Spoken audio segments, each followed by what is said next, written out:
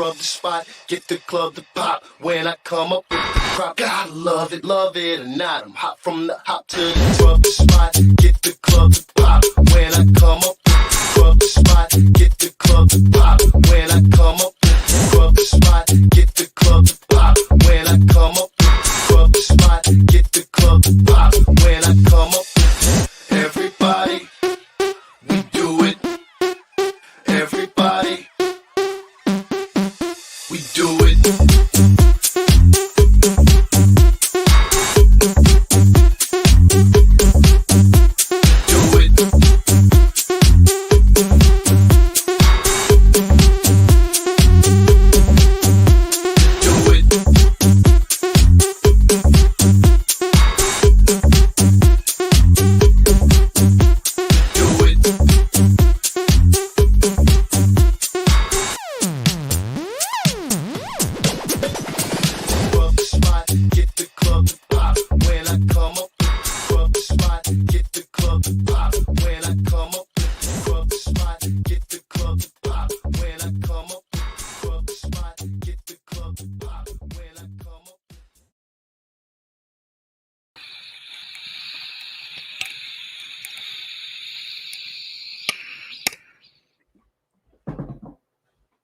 Trap service going down on this beautiful Sunday. It's your boy MJ up in the building. What is good, everybody? Woo! Welcome to the coolest reptile podcast in the world. If this is your first time tuning in, because I know this is everyone's first time tuning in on a Sunday, welcome. I did this especially for this homie because he's a big homie. So regardless, if this is your first time here, what's good? How are you doing? Did you sleep good last night? I did. Hit that subscribe button. Hit the like button. Hit the dislike button. I'm cool with the dislike. Show me something, right? I'm cool with the fucking hater-ass comment. Not even a hater-ass comment. You got some good criticism? Put it in the comment. Shoot it to me. I want to know it, really. But it has to be good. If it's not good, I'm going to come at you. So let's do this. Let's learn together. Let's do some progress work together, man. What is good? All my early birds. Look at my early birds cracking off. The comments are just going ballistic. I'll get to you guys in a second. But you know what the deal is, man. For the freshest and bestest rodents delivered to your doorstep, that's coldbloodedcafe.com. $30 flat rate shipping. www.coldbloodedcafe.com. The team is tough as fuck over there, working through cold-ass winters, not Garen, just making sure you're getting your rodents. That's Cold Blooded Cafe. Shout out to the team. I love you guys. Shout out to Sim Containers, Alex and John, leading the industry with this kind of invention. You know what I mean? Sim Containers is where it's at. You put your egg inside of a sim box, guarantee that egg is going to hatch as long as your incubator's working. That's important. You need that part, okay? The future of enclosures. Put my headphones on, make sure I'm talking. The future of enclosures. Focus Cube Habitats, man. I got some more enclosures on the way. I am super stoked. Thank you, Ashley and Steven, for working with me. And you guys need to go see what they're all about if you haven't yet. So please go check out their Instagram, check out their website, Focus Cube Habitats. That's where it's at. Do I need to say anything about these guys? I will anyways, but Freedom Breeder, the real deal. Jesse and the whole team over at Freedom Breeder, man, you guys are legendary as fuck. Thank you for supporting Trap Talk with MJ. Thank you for, just providing the most professional racks anybody could ask for when it comes to breeding snakes or rodents. They're the real deal. Talk about the real deal, man. Shout out to my boy, Miguel Garcia, always evolving pythons, the big homie who's always giving me the inspiration and support I've needed since day one coming into this hobby and meeting him, and he supports the channel. Couldn't ask for anything more than that. I appreciate all my sponsors. You guys are lovely. Now, the early birds, what is good? You guys are cracking off. Okay, I do want to say real quick before we get things started, I know you guys are cracking off inside the comments, but let's go ahead and wish my boy Mike at 1776 a happy 21st birthday. He just turned 21. He's about to go ballistic.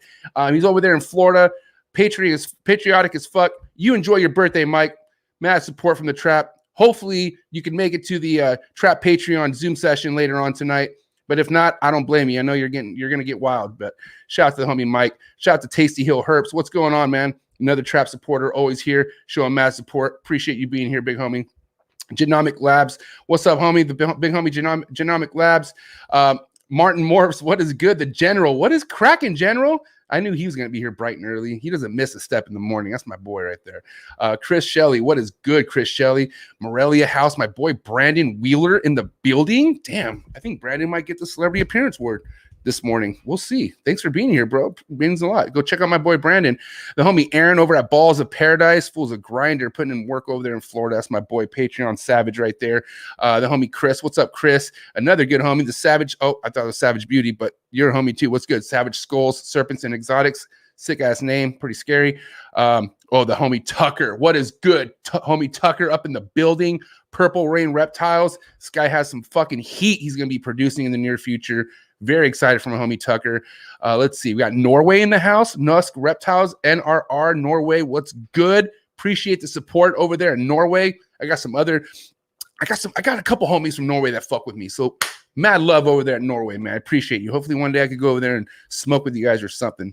Let's figure it out. Patrick Williams, what's good? You ever play basketball? I don't know why that name just sounds like a basketball player name. Patrick Williams, how you doing, man? Oh, Miss Lily, how are you doing? Top of the morning, Miss Lily. My second favorite Lily on earth is this girl right here, Miss Lily. She is always here showing support, not only to me, but she shows support to like a lot of homies in the industry. So thank you for doing that, Lily. We appreciate it. Runyon, what is good, homie? The homie Runyon, the homie Jacob, Sybil, Serpents, Lead Better. Can we talk about that? What does Ledbetter mean? I want to know more. Mitch, what is going on, Mitch? All right, so you guys are all here. I appreciate you guys being here. Now, I do want to explain real quick before I drop the guest in that how, why is this morning so important to me? Well, I'm going to tell you what. This dude, Anthony, in my eyes, he's one of the originals, man. He's somebody who's been about his shit well before social media blew up in what it is today because, let's be honest, social media is blowing up. Fucking every day there's a new name popping in, and it's like, fuck, it's hard to keep up. Granddaddy Herps, that's one name I will never forget. No matter how many fucking people get added into this industry, this is one dude I'll never forget, and I'm going to tell you why. Because this fool's an originator. He does his own shit. He's always done his own shit. You know what I mean? Now he's laid back a little bit, which is why also I'm excited to have him on because I want to see what he's doing nowadays with his life. But here he is, man. San Diego native, my boy Anthony Zavala, Granddaddy Herps in the building. What up, motherfuckers? Yeah, bro. Look at you, What's man. going on? What's up, everybody? The beard looks healthy. Dude, it's long, bro. How long you been growing that for? This November it'll be 2 years now. But I've trimmed it here and there, but I don't like to let it get longer than this. Okay. It's out of control, man.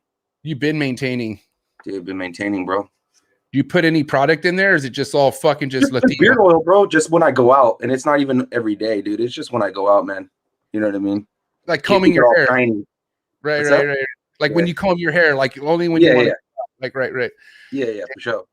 Damn. Yeah. So, Anthony, what is good, bro? Listen, I'm dead ass serious when I say, I'm glad you're here because, man, I want to know what the fuck's been up with you for one thing. And not only that, I just feel, there's just so much. There's so much stuff that's just being like copied nowadays. You know what I mean? There's just so much stuff that's like just being.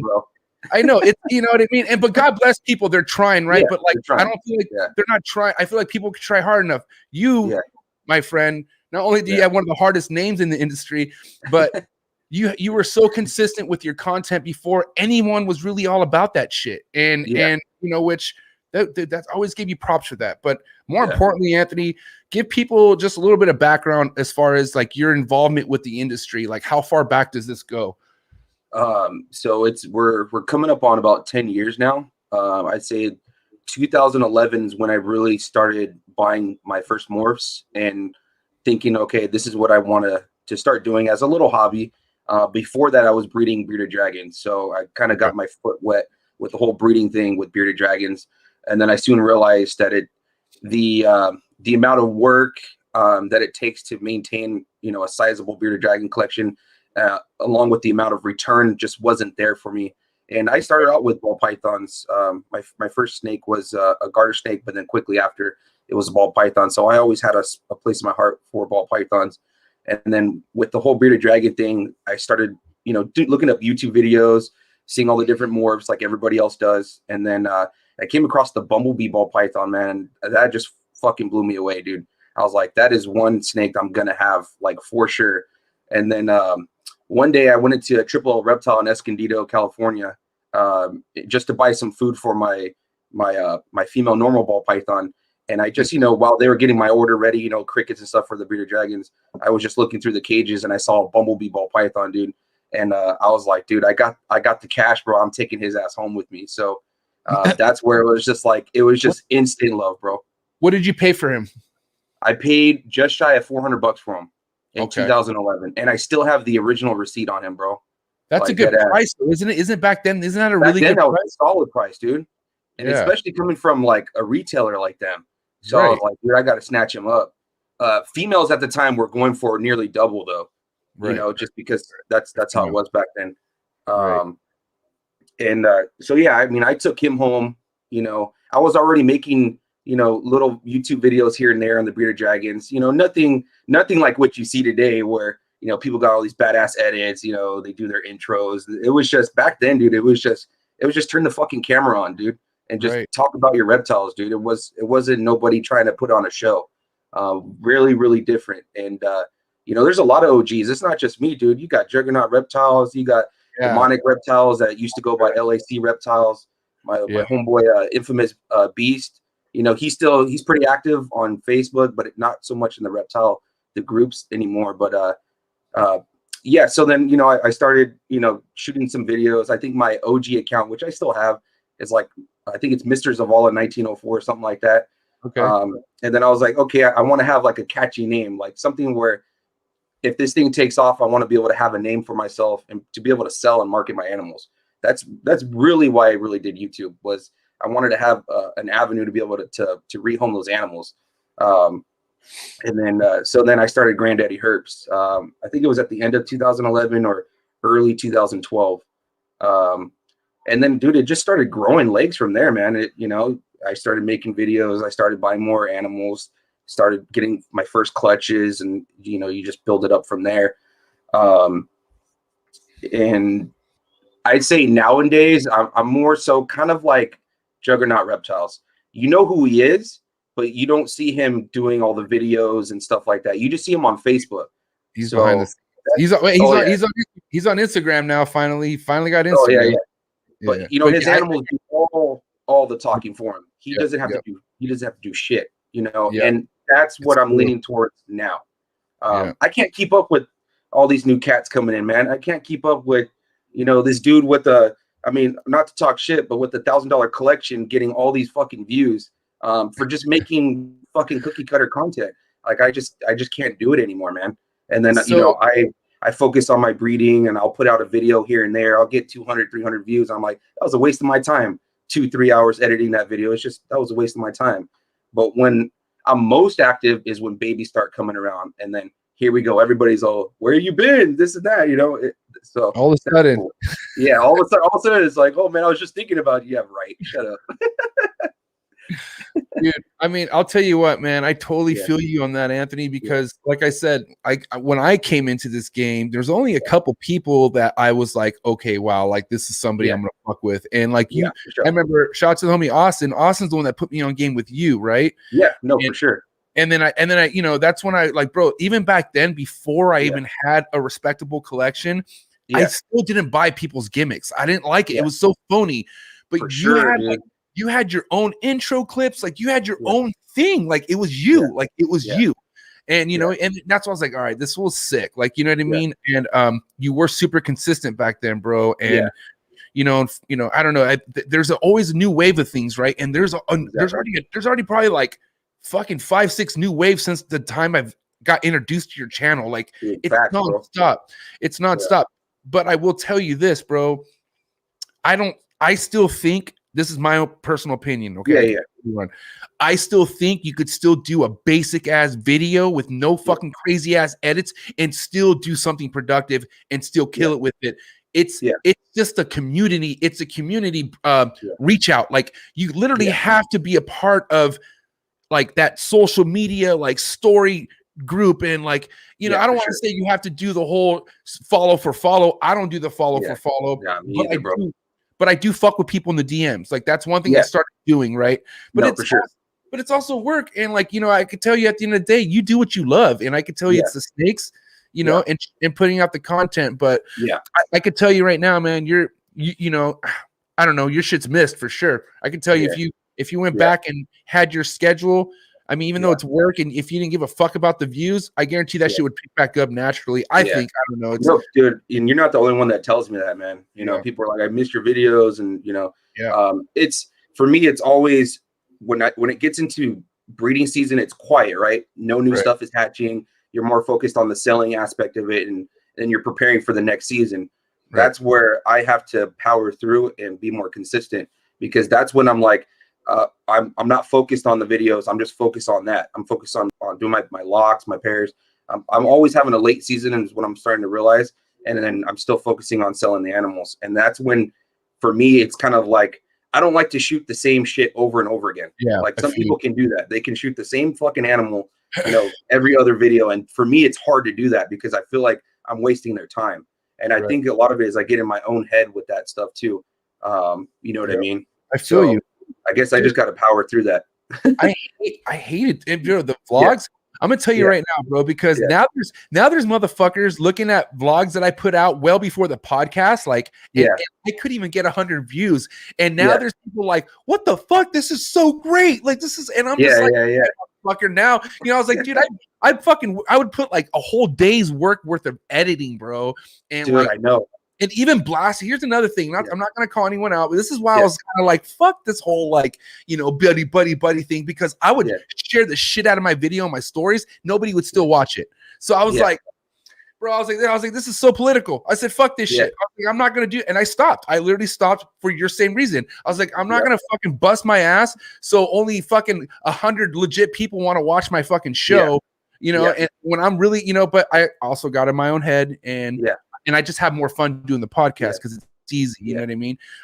But yeah, bro, I feel you. I honestly, you know, won't be a hypocrite. I feel you on that. That's why, you know, but then also I didn't have the establishment you have, bro. You still have just shy of 10K subscribers, which to this day, bro, is really hard to accomplish. Like, bro, you can't, it's even more so now. It's even more so now. I mean, listen, I appreciate everyone who fucks with my channel, but like at the end of the day, I should have way more than 3,000 subscribers. That's ridiculous. I agree. But dude, you're grinding, bro. Yeah, but I don't care. I appreciate much love. But honestly, it's if you look at my views outweigh my subscribers, which that's all I care about at the end of the day. But dude, YouTube is funny, bro. It's funny how they just work shit. It's just, you know. I can tell you what it is, bro. I can tell you exactly what it is. Let's hear it. It's your involvement in the groups, and people just want to keep an eye on you. They don't want to fuck with you, but they want to keep an eye on you. Dead ass. And that's a lot of this hobby, bro.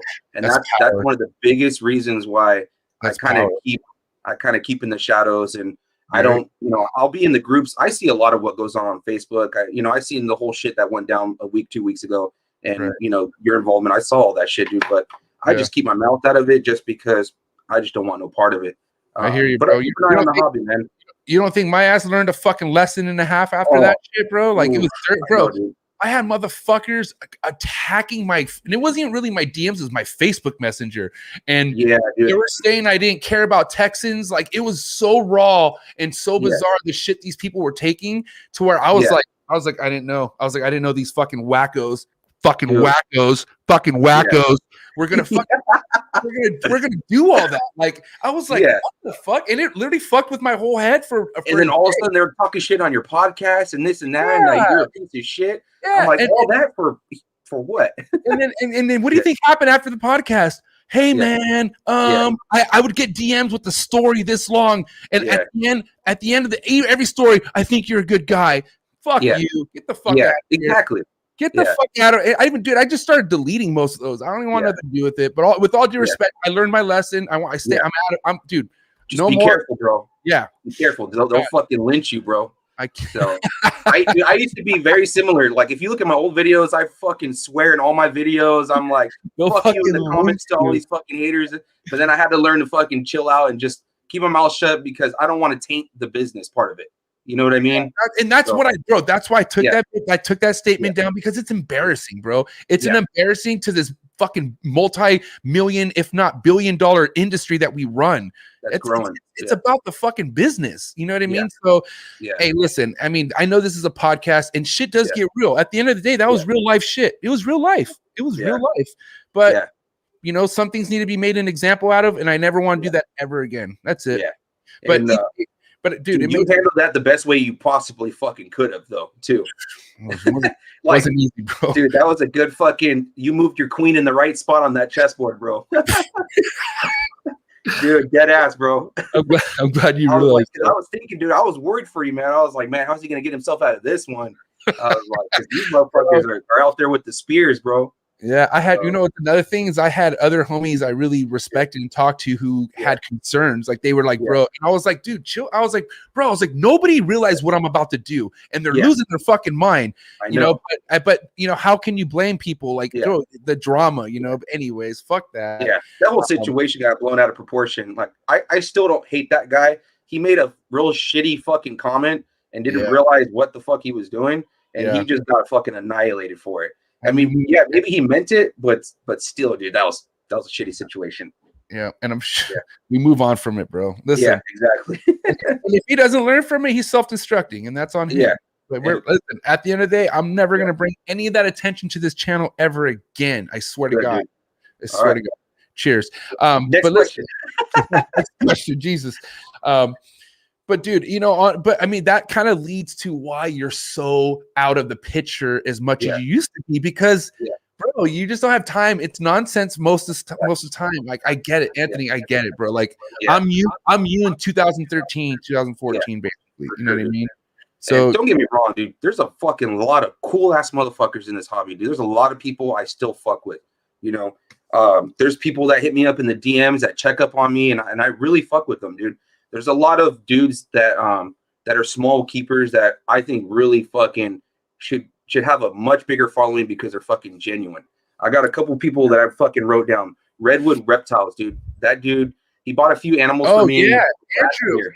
Yeah, Andrew. He bought a few reptiles for me last year, and he just keeps in touch with me, dude. And he's, you know, we've had, you know, 2-hour conversations when he's here and this and that, and we just talk about the hobby. And he's like, man, you warned me in the beginning, bro. Like, I was oblivious to it. You warned me in the beginning about certain people or certain things in the hobby. He's like, and I see it now, bro. He's like, it's so fucking true. But he's taken my advice, the advice of other people, and dude, he's killing it, bro. And he's gonna be a big name here pretty soon. You got people like Ken White Constrictors, TNT Balls. You know, small guys, but they're doing such good things, man. You guys need to go follow those guys, man. Iron Dog Reptiles, he's got a podcast too. Same thing. Good people, man. Now I'll tell you what, though. At the end of the day, Anthony, there's some people that just aren't meant for the longevity side of this industry, and those are the ones that just fucking fade themselves out. All those names right there, I've heard those names for a long time. Yeah, you know. Yeah, oh yeah, they're still around. Yeah, exactly. So you know, it's crazy because people like, you know, the big picture of what they see, right? But they don't really know behind the scenes shit. You know, like they don't really know the ones who aren't really about the gimmicks. But unfortunately, that's what's popular is the gimmicks. Facts, dude. I mean, it's a good thing too, because it's just attracting a lot more people to the hobby, which we need. It's fucking growing like at a rapid rate, and these collections are getting bigger and bigger, and we gotta have a way to be able to offload some of these animals, man. So I mean, there's definitely a lot more good than there is bad in the hobby. So I'm not hating on it entirely. It's just the social media aspect. I see so many kiss asses, bro, and I want no part of that, bro. I want no part of that, man. Oh man, there's a term for that. Yeah, they're guys kissing each other in the mouth. That's what they. Hey, I mean, we can have a little fun in the DMs, but dude, all right, so let's talk about when social media, right? Okay, so like your YouTube, okay, so your YouTube really started picking up pace when? At what year? When did you really start picking up the subscribers you had? Like 2012, 2013 is when, like, dude, it was just, dude, I was just getting views, bro. Like, dude, I remember I was averaging like 1 to 2K views per video, and it's because there wasn't that many people out there, and the community was so small. Dude, that was back in Ralph Davis days, bro. Like, I hope a lot of you guys know who that is, but that's one of the OG. He's the YouTube god, in my opinion. Before like Brian at BHB really took off, and like he was the first one that really did it. And then what I also miss too is, so, JKR has, he has all the eye candy right now. He's got all the YouTube videos that everybody wants to see. He's the man right now. But I don't know if you know who Rafi Martinez is. He's an old name. He used to fuck with Nerd like hard, like big time. Say that name one more time. Rafi Martinez. Ralphie? Yeah, Ralphie. Yeah, Ralphie Martinez. Wow. You don't really see him anymore, but every now and again he'll make an appearance at Nerd. But they were together making the Ball Python 101 videos, the morph videos, the reveal videos. So, I mean, dude, it was all about multi-gene animals. Let's stack as much into these animals as we can. But yeah, man, everybody was growing. That was a good time to be on YouTube back then, because you can get found out pretty easily back then. Man, I would go to the shows and with 1,000 subscribers, and people would be like, "Yo, that's Granddaddy Herps. What up, man? What up?" Like at 1,000 subscribers, man. So the community was much smaller, and now it's a little bit more mainstream, where you got people that don't really collect and they go to reptile expos, man, just to go check it out. They don't even buy anything. They just go buy keychains and pictures. You know what I mean? It's becoming a lot more mainstream in that sense, but. Yeah, 2012, 2013 is when it really started to take off, and then it slowed down in the last couple of years just because I'm not nearly as consistent as I used to be. Fat dabs, bro. Yeah, all the time, every day. I take one of those, I go quiet, bro. Yeah, no, not me. I go in a thinking process. I usually take my Alpha Brain, but I didn't have breakfast. And I'll tell you guys, hey, real quick, out there about Alpha Brain, a lot of you guys hit me up. Don't take this shit on an empty stomach. Make sure you got food in your stomach before you take this, because then that's when you'll have kind of, because there's like reviews of people getting sick on this. It's because they take it without having food in their system. What the hell is that shit? I don't even know what that is. Shit, it's so legit. I kind of want to just take it anyways, even though I just said all that. No, Alpha Brain, right? It does is keep your memory sharp. Yeah. Oh, for sure. It's a natural supplement. Like there's no caffeine. Like there's nothing like to get your heart racing. There's not one bit of heart racing with this. It's like you're just super clear with what you want to say. I can't really describe it, but it's like pop 2 before you have a meeting, or pop 2 before you before my podcast. I don't take this every day. I take this before a podcast. But yeah, Joe Rogan used it. He swears by it. And he has a podcast. Obviously, it's my favorite podcast. So I was like, "Wow, why not try it?" Yeah, I love it. Oh, me too. So shout out to some of these homies in the comments, man. I keep forgetting about it. Yeah, there's comments are blowing up. People are here. Yeah. People fuck with you, bro. I already knew this. Golden Boy Reptile was good, dude. It's been a minute, dude. I was doing like live streams like every night at one point, like super late night though. So like only people from like the West Coast could really see it. But yeah, the comments are popping off too. What up, Genomic Labs? Daniel, what's cracking, man? So yeah, those are all people I fuck with, man. But dude, anyway, they know who they are. What's funny is Andrew, bro. It's funny you brought up Andrew, because Andrew yesterday he thought this was, because I typically do this on Saturdays, right? As you know. Yeah. But he thought it was, so he was all there in the comments like, where is this? Is it gonna start? But he was all like, I don't know where the fuck he's at now. But he was all looking forward to having you, because he was like, man, he's like, he had nothing but good things to say about you, bro. Yeah. So it's like, bro, having that kind of impact is what I want to have on anyone I meet, bro. Like, that's what I'm talking about, bro. Like, you're behind the scenes, but people know who the fuck you are. You know what I mean? Yeah. Like, and that's the goal at the end of the day. You're staying out of Dodge, bro. You're staying the fuck out of Dodge. Yeah. I'm sure you've had your taste with it already. You've already dealt with it. Yeah. But man, I got to film something soon, man, because people are hitting me up. But I do, like Genomic Lab says in his comment right now, I miss the more informational videos. These days, everybody wants to be a YouTube rock star. And I couldn't have said it better. But I've been telling myself for a long time, I do want to go back to doing the informational stuff, which I do give a little bit here and there, but I want to dedicate the videos to where the entire video is just that. Right. So. Now, definitely need to do that. Everybody needs to do more of that. I feel like everyone just needs it. I feel like people in general just need to figure out what it is that they need to do for themselves versus them trying to follow someone else who's doing something differently, right? Because I will say there are YouTubers out there who do it right.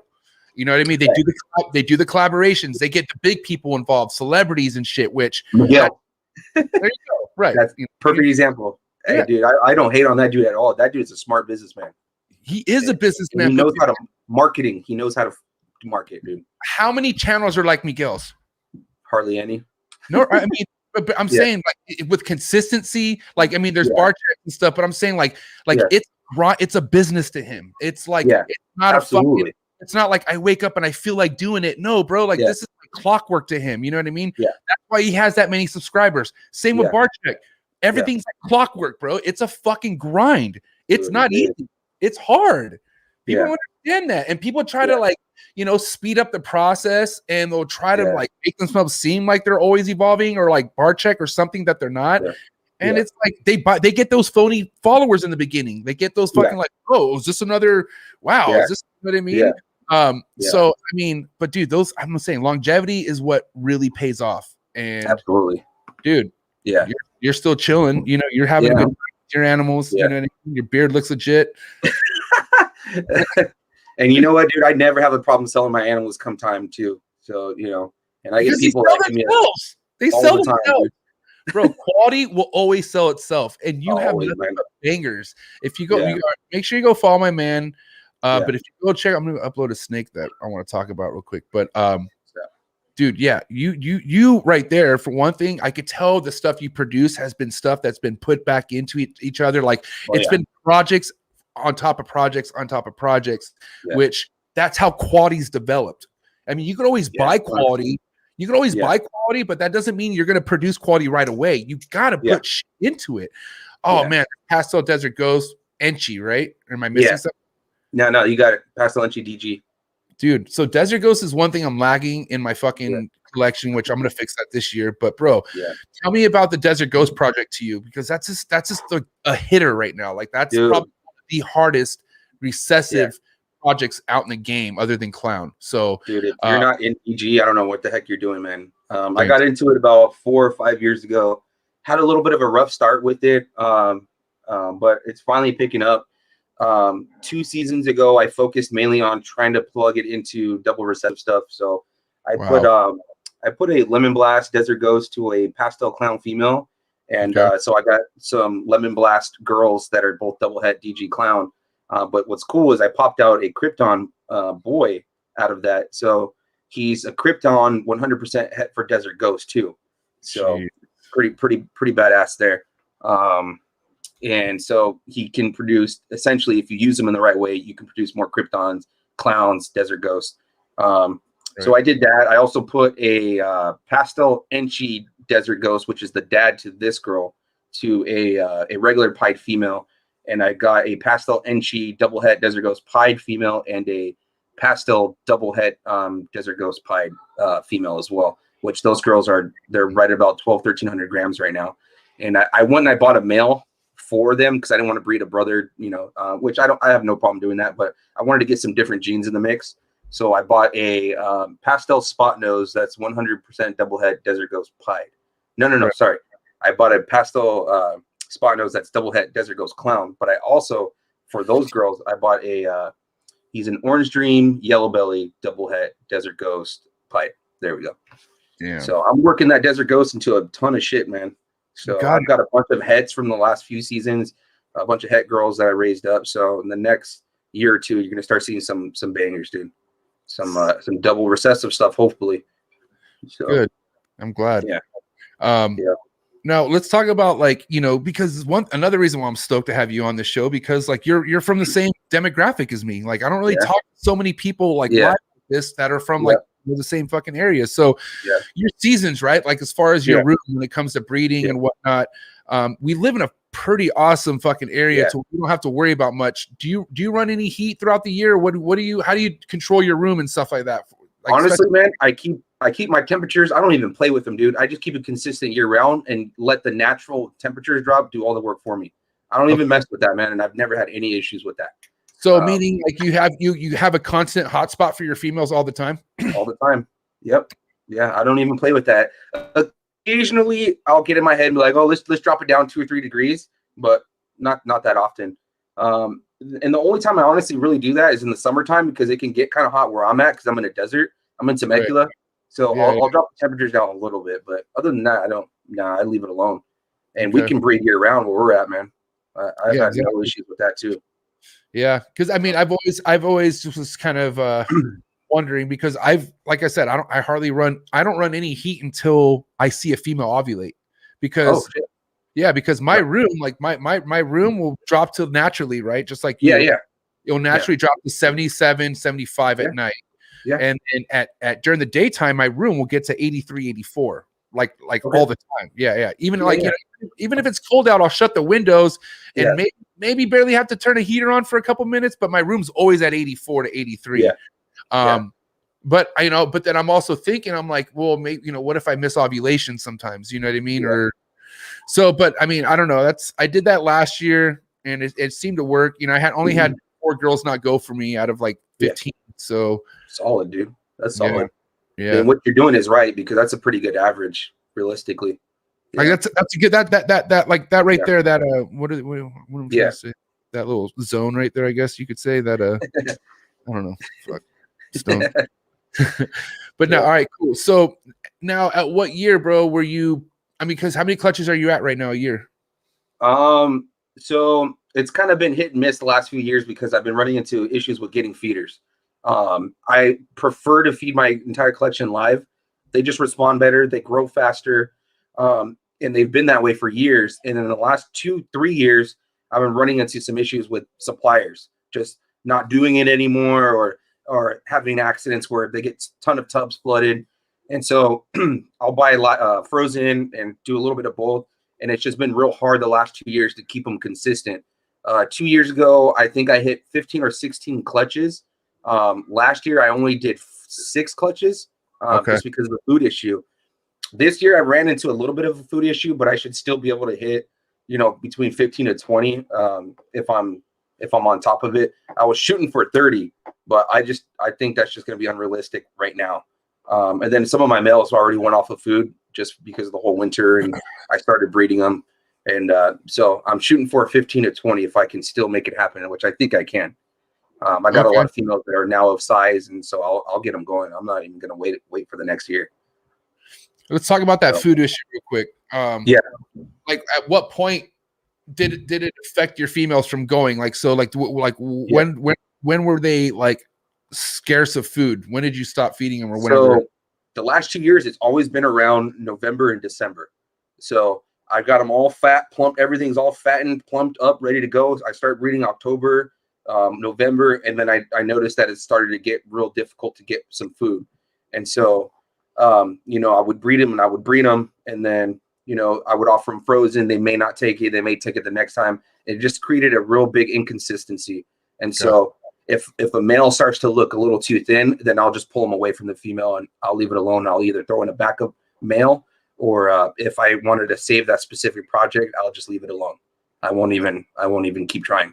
But if the males look solid, you could just you leave that fucker in there. Oh yeah, absolutely. Yeah, especially if he's eating or not. Oh yeah, absolutely. Yeah. Oh yeah. Now if they're ready, you put them to work, man. Yeah, you don't wait. Because I mean, for the most part, bro, ball pythons are hardy, bro. Like they're like, you know, very. Yeah. I mean, I know they lay slugs, but I'm trying to figure out like what causes a fucking ball python not to fucking give you a good clutch. And I'm thinking heat is definitely a big one of them, or not proper temperature, right? But like not enough food source, you think? Dude, I don't know what it is, man. It's tough because I've only had one female completely slug out in like the last 5 years, and it was the last clutch of last season. She was a first-time mom, and go figure, she was a pastel het puzzle that was bred to another het puzzle combo. But yeah, she slugged out, laid only one good egg, man. And luckily that egg went full term and hatched. I didn't hit any visual. It's just it was a pastel pos het puzzle. But I don't know, man. It's difficult, man. It's hard to predict that kind of shit, dude. It's just maybe you started too late, or you didn't pair enough early on, and you kind of paired too late, and it was kind of too late. Who knows, man? You know, or you could have paired too early, you know, and not late enough. Yeah, I don't know, man.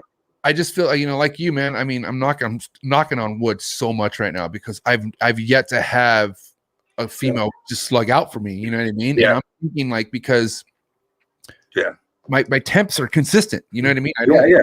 Like very minimum. Sometimes like you'll drop down to the like low 70s, but I'm not talking 60s or anything, right? I'm just trying. I always wrap around my head. I'm like, what the fuck could cause a snake to slug? You know, obviously there's a lot of issues. Like, it could be internal. It could just be, you know, she wasn't ready. Who knows, right? But I'm thinking if temps and food is something that's taken care of, you're far from gonna have to deal with a fucking bad clutch. You know what I mean? Yeah. But you know, it is weird too because it's Mother Nature. It's goddamn animals. Like, exactly. What do you really don't know? You know, that's why. I mean, and who did I talk to? I talked to somebody, and I can't stand the word like animal expert, because what are you an expert? Yeah. Like, honestly, I mean, I get it. Like professional, there's definitely professionals out there, but like you can't be expert of Mother Nature. Like, you know what I mean? Like, I almost called her a bitch. My bad. But she's like, you know, that chick could fucking just ruin everything at any minute. Like any minute. Like she's unpredictable. You know what I mean? But you know, animals are consistently teaching us new things every day. And it's like you just got to keep that humbleness and respect to the animal. Like, you know, the worst is like you get a healthy fucking clutch of eggs, goes full term. You start, you know, they'll start hatching, or you'll start cutting into them, and freaking 90% of the clutch is fucking deformed.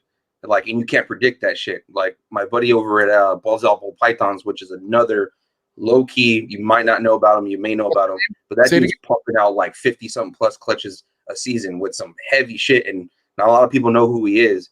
But he had a season last season where he had like 2 or 3 clutches that just went bad and got kinked up. And it's the same incubator he's used for years. Nothing's changed. It just freakishly happened out of nowhere. And, you know, he couldn't understand why that happened, but it was a fluke. You know, that's Mother Nature for you, man. Does she lay again after that? Off the top of my head, I couldn't tell you, but I know it was animals that he's bred many times before. So he pretty much he doesn't buy a lot of new stuff. He hatches most of the stuff that he has, and just has over the years. How do you work your holdbacks, bro? Like, I mean, are you fucking looking to just make holdbacks, or are you looking to make more stuff to sell versus holdbacks? In all honesty, nah, I find myself keeping a lot more than I sell. But I know that's going to kind of flip the other way in the next coming years, just because I've expanded to a point where I can't keep that many anymore. But I'm a visual person, man. Even if it's not that much of a home run, but it's visual and I can see the potential, I'll keep it. Right. Shoot, I hatched out a black pastel special that's pos het hypo, and she's a female. So I want to work the special gene pretty hard into some other recessive stuff in the future. So I held her back just because maybe I'll give her a shot with hypo, but I know I want to put other stuff into it. You know, puzzle, desert ghost. You know, I just want to mess with it. So even though it's not that much of a powerhouse animal, I see some potential in it that maybe not a lot of people know about. I held back a bunch of Blitz combo females last season. Blitz isn't nearly as valuable as, let's say, Hurricane, even though they're the same gene. A lot of people don't think so, and a lot of people do. But I held that back because of future potential, man. Just, you know, you got to have the eye for it. And then that's what Justin did. Look at Spot Nose. Look at Chocolate. You know what I mean? So I'm more so the visual and long term. So yeah, it might not be worth that much right now, but I see the potential. So check this out. So Hidden Gene Woma. Not a lot of people fuck with Hidden Gene Woma, right? Oh, it browns everything out, this and that. But have you seen the Hidden Gene Woma Mojave combos? For some reason, they get really bright. They get really purple. So I bought a Hidden Gene Woma Mystic. What else is in her? There's one other gene in her, but she's 100% hypo. She's an adult female. I'm not even going to put hypo into her this season. I'm going to put Desert Ghost into her because I think the Desert Ghost is going to revive that Hidden Gene Woma gene. And you heard it here first on your podcast. Watch. I'm going to go hard with that Hidden Gene Woma Desert Ghost stuff, dude. I know it's going to bring that gene back, bro. Here's what a lot of people, and with all due respect, this is my opinion. Here's what a lot of people are lagging. Like maybe not in the industry, just in life. I could be wrong. I don't know. But people don't have the fucking balls. They don't have the goddamn confidence to go with their heart, to go with their eyes. I posted a snake, and this is how I fucking feel. You can say whatever you fucking want. I posted a snake, a female orange ghost ball python. I like orange ghost. I think orange ghost has potential. That's just me, right? So orange ghost ball python that everyone, not everyone, excuse me, but there was people like, no, that's pastel. And I'm like, okay, I know for a fact there's no pastel in the pairing. I know I produced this type of snake before. It's an orange ghost, no matter what. And then, obviously there was people to say, oh, it's a pastel, right? But at the end of the day, I have, am I selling the snake? No, I'm not selling the snake. I'm keeping the snake, and I'm going to breed the snake, and I'm going to prove you fuckers wrong. That's why. That's why I can label what I want to label. And I feel like people need to go with that route if they feel that route. If they feel like this snake is something and you want to keep it, you don't want to sell it, then fucking call it what you call it. And work with it and prove it. Just prove you're wrong. And at the end of the day, if you're wrong, to say, you know what, I was mistaken. I proved the other, this is pastel. I don't have a problem. See, people have a big problem just going out saying I fucked up or I'm wrong. Like, who cares? It's it's a learning thing. Like, who gives a shit? You know what I mean? Like, there's no experts, motherfuckers. I'm sorry. There's no experts. You know what I mean? But the blitz thing. Go ahead. No, go ahead. No, you go first. I try to stay away from, what everybody else is producing. Last year everyone was out buying every spot nose and leopard female that was het clown that they could possibly buy so they can make Batman stuff. Like, I'm just not that type of person to go out and do that kind of stuff. I like to do what Justin does, in a sense where he tries to find those obscure genes or genes that nobody's working with anymore, and put them into something that hasn't been done, and then bring it to the surface and then say, look, this is what I got. That's how I've pretty much always approached everything, for the most part. So I got into puzzle when nobody was getting into puzzle. Now everybody's got puzzle. I got back into blackhead. Now I'm seeing blackhead everywhere. But it's a good thing too. You just got to still think outside the box and put that blackhead or that puzzle with other stuff that people aren't putting it into. So there's always a way to still stay away from the beaten path. You know what I mean? And that's what I'm after, man. And I'm going to work that blitz stuff hard. I know you wanted to talk about blitz. Yeah. Cause bro, I'm not going to lie to you, bro. Like, I don't know if you've noticed, but ball pythons are now probably 40% of what my passion with the industry now. Like I have other projects that I'm just in love with. Yeah. But the ball pythons will forever be my foundation. Like, that's my like, I will never get rid of ball pythons. I love them. But because of the shit that you just told me, how blitz is like hurricane, that confuses me, bro. Like that, and that would piss me off. I would spend all this money on hurricane, and then you prove to be that blitz is actually the same thing as hurricane. So like, bro, that right there is gut wrenching. But how can you help somebody be on top of something like that? Like, what do you? What's your advice? Just research, man, and don't take the first bit of information you get as the holy grail and the truth, man. You got to always look into it, research, and do get involved in the groups, not so much with the drama, but see what people are posting. Like, there's a blitz only page on Facebook. If you want to know more about blitz, go join that group. Go see what they're all posting about and whatnot. Like, dude, I would have never seen the blitz spot nose combo if I wasn't in that group, and that combo's fucking retarded. It's so amazing, dude. But people wouldn't know that was out there. And I like being in those groups because I'm like, dude, that actually combines really well. So maybe I want to add some of that to my collection and then add something else. So, but as far as the whole information, dude, it's so hard. And I feel so bad for people that are just getting in, because when I got in, it was pastel, it was spiders, it was clowns, and now we've got hundreds of base morphs, dude. It's crazy. It's so hard for these new guys to learn these genes unless they're just like completely involved in the hobby. It's real tough to learn everything. I still don't know everything about every gene, and I've been in it for 10 years. So it's hard, man. It's hard to say. What would you say though, man? Like, people out there that got the snakes, right? But there's a big tool you need nowadays, right? Yeah. As we were talking earlier, what is that? The social media strength. Absolutely. You gotta know how to work that shit, right? But it's a must. It's a bust, but like, no, it's a must. It's a must. Like, I mean, it's really also simple at the same time, because at the end of the day, what does most of your talking? Yeah, the animals. Yeah, they do it all for you. But the animal can't post itself. Yeah. You got to post the fucking animal, right? But you also have to put time and thoughts into how you take your pictures, where you take your pictures. I mean, you have a distinct, you have a distinct, back. Like, I know when it's the Granddaddy Herp fucking snake photo. is the way you take it and stuff. And I don't feel like people put enough time and effort into finding what works for them that helps people look at the animal and say, fuck, that's, you know, like, you know what I mean? But like, what helped you? Was it the YouTube content? Like, was it the fact that you were already putting YouTube stuff out there? Yeah, the YouTube was definitely and still is the biggest supporter of me and Granddaddy Herps and everything I've got going on. Most of my snake sales are through people that see me on YouTube. In the last year, it's been a lot of referral too. I've sold a few snakes locally, and a lot of people are referred to me. And I'm kind of like the go-to guy to a lot of the people in my area.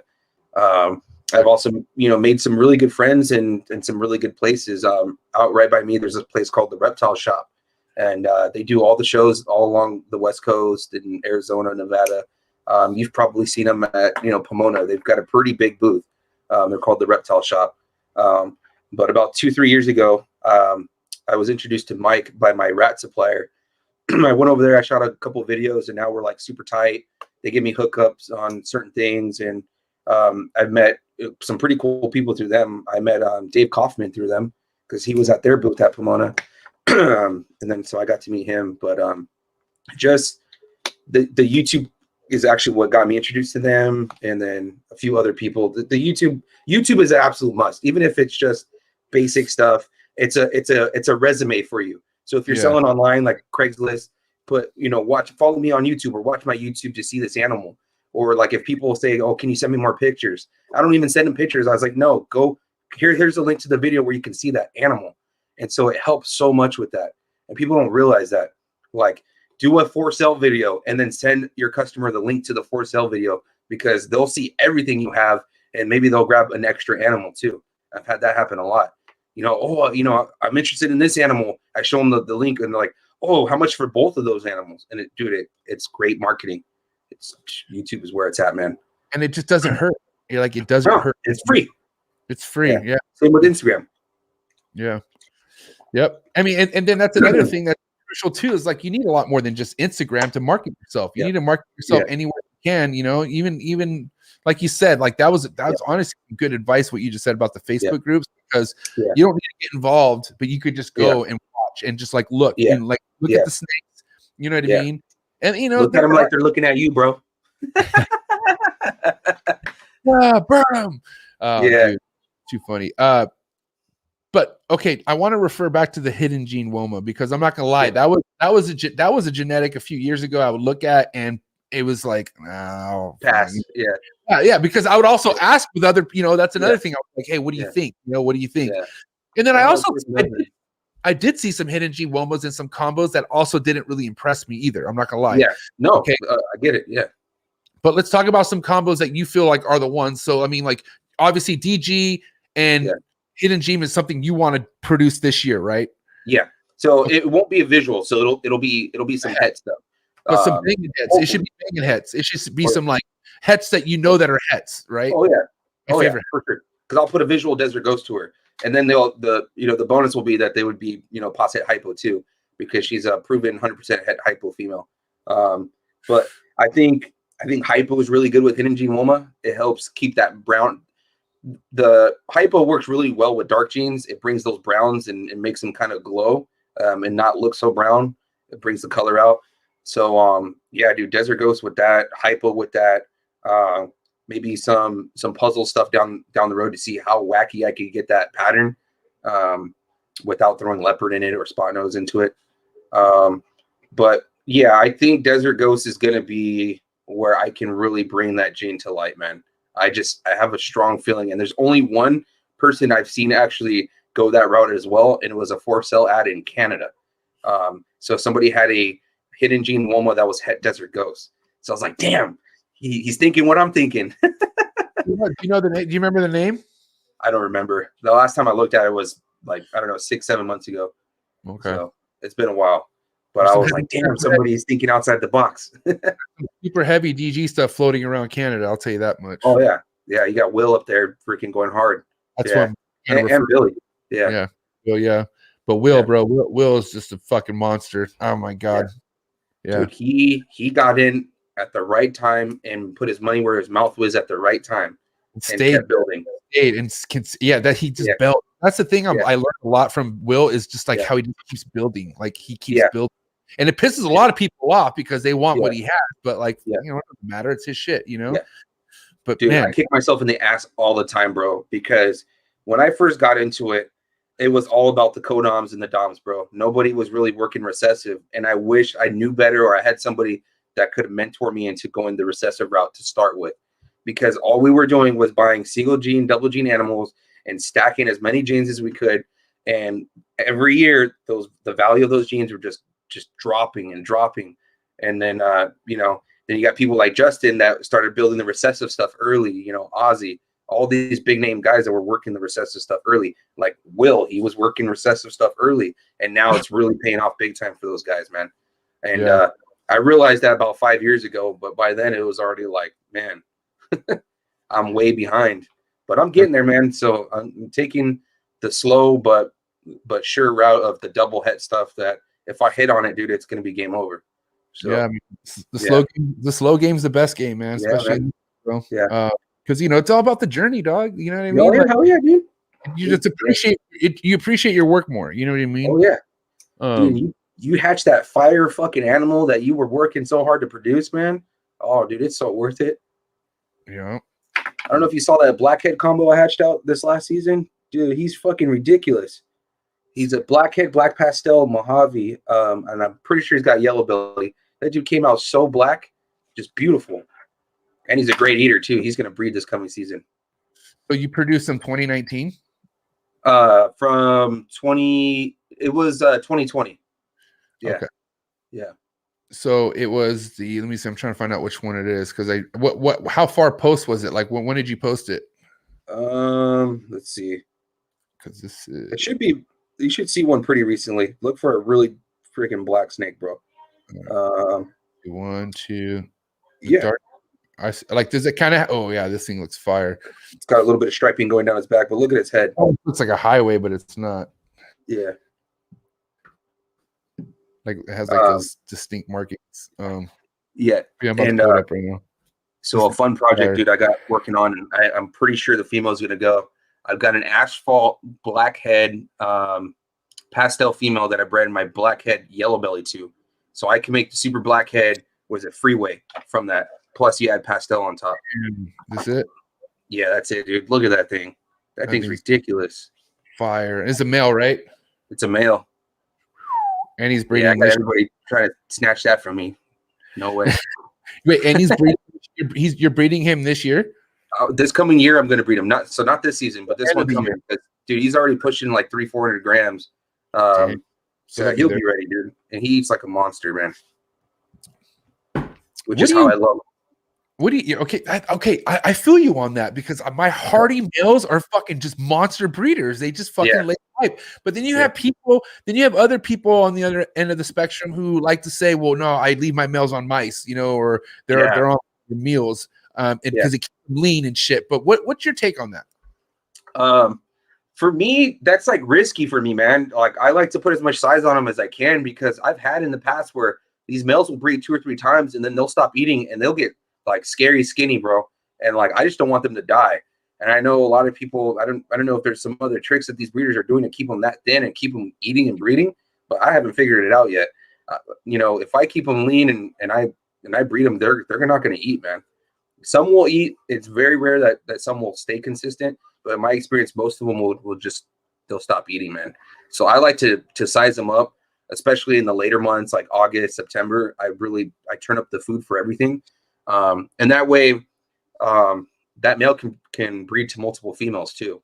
I don't really do the 1-for-1. I try to, but it's not always the case. Some males I want, 2 or 3 females. How many things that you do because they work for you that people say, well, no, you shouldn't do that? It's hard to say, man. It's kind of like as they come up. But I know what you mean. People they'll preach the temp drops, for instance. I don't do that, Right. Or many years ago, people used to think it was a good idea to take your snake out of its enclosure and feed it in a tub. I don't do that shit. I throw the food right in with it. Right. That's like the worst piece of advice you can give. I always, because here's the thing, dude. there's been so many times where like you have people who come on and say, well, I don't even feed my ball python a fucking medium rat, nothing bigger than a small, because I hear that too. this and that, right? So there's so this and that, but at the end of the day, you got to look around you and see what's working for you. Yeah, because I don't know, man. Like my males, they fucking eat. They eat just as much as the females do. Maybe not a medium, but they eat, right? And they lay pipe. They lay serious pipe, and they never go off food. Oh so, man, you got it good. Yeah, bro. I've never. I think I had one male last year out of 7 that just like he went off food for like 2 months. Yeah, and that was it. That was it. Yeah, but like for the most part, they keep their hunger. I feel like one thing you could possibly do, because if you've been keeping them on every week, you could. It doesn't hurt to do once every 2 weeks, as long as you know what I mean. For sure. So because I can tell you one thing that I am switching up this coming year is lightening the load on how much I feed my ball pythons. Even though I just heard Mark Bailey just said he just feeds the goddamn living shit out of his ball pythons, but he doesn't feed April through July. He does not feed at all. He like nobody. Like even if they want to eat, he doesn't feed them. Okay. And that's how he seasons his room. That's how he keeps it seasoned. He says it's easy for him. So I might do that, bro. I mean, I don't know if I could do that. Actually, I'm that parent, bro. God damn, I can't let my kid be hungry. You know what I mean? Like, bro, you got to. I can see slowing it down, but not that much. Like, I can do that every 2 weeks in the off season, and start getting them, more often, more fed more often.